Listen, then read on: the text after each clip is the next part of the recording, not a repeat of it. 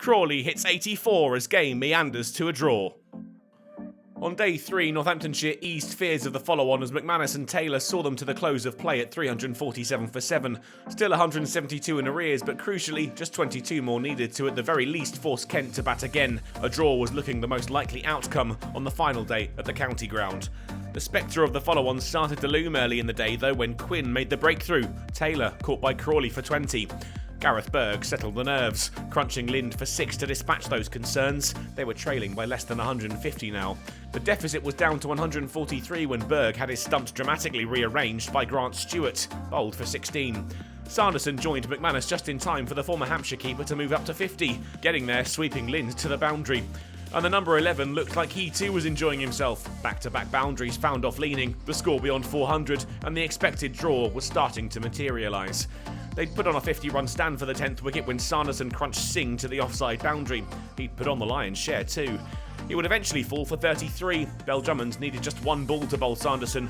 A more than decent delivery from the part-timer rattled the stumps. Northamptonshire were all out for 430, 89 behind Kent. A solid performance with the bat, with all but 2 batters breaching double figures, and 3 50s, led by Proctor with 75.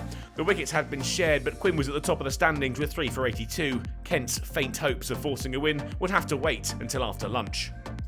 Despite an expensive first over after the break, Kent were patient and looked to be just as aware that victory may well be out of their reach too.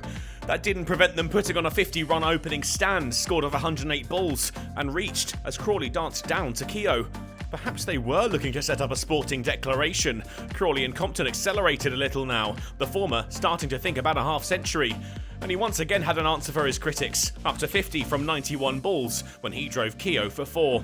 And the score was beyond 100 before tea. He and Compton still yet to be troubled, and they headed in 203 in front. Ben Compton joined Crawley on 50 with a single off Curran. He's proved to be a run machine so far this season, but attention returns to the current England international, Crawley inching closer to his century, sending a 6 soaring. He would be denied the opportunity, departing for 84 as he was caught in the deep by Kelly. Ben Curran with his first wicket, mobbed by his teammates.